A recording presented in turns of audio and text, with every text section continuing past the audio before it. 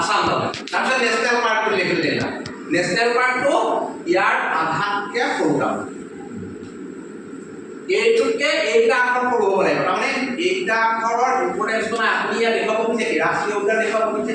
মানুহজনে একটো বিচাৰি পেলাই ইয়াত চাব লাগিব একটো কাজিৰঙাত আছে নাই তেতিয়াহে চাব কিন্তু আপুনি যদি এইকেইটাতকৈ এইকেইটা ৰঙা আখৰ লিখি দিয়ে তেতিয়া কিন্তু এইটোহে আগত চকু যাব গতিকে সেইকাৰণে এবছলুট ৰং যে মই কৈছোঁ ব্লেক ৰংটোৰ বাদে অন্য ৰং আপোনালোকে ব্যৱহাৰ নকৰিব তাৰমানে আমি যিবিলাক ৱালত দেখিছোঁ সেইবিলাকৰ কথাটো বেলেগ সেইবিলাক প্ৰেছত পৰে আমি মেনুৱেলি যিবিলাক কৰোঁ অকল ব্লেক কালাৰ ইউজ কৰিব লাগে আৰু লেখা আখৰবিলাকৰ সেই স্কেলটো মেইনটেইন কৰিব লাগে যিটো হেডলাইন লিখিছোঁ হেডলাইনৰ আধাতকৈ সৰু হ'ব লাগিব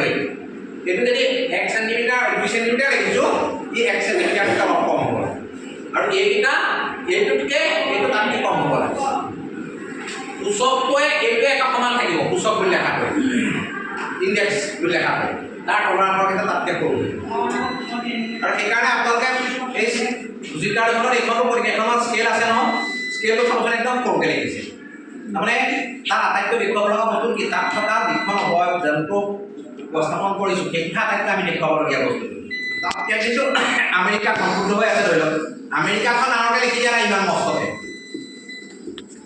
আপুনি মেপখন দেখাৰ পিছত আপুনি বিচাৰিব লাগিব আমেৰিকা নে অষ্ট্ৰেলিয়া দেখাৰ পিছত চাব মেপখন প্ৰথম দেখিব লাগিব কিন্তু যেতিয়া আমি গুৰুত্বটো আখৰত দি দিম তেতিয়া কিন্তু মেপৰ গুৰুত্বটো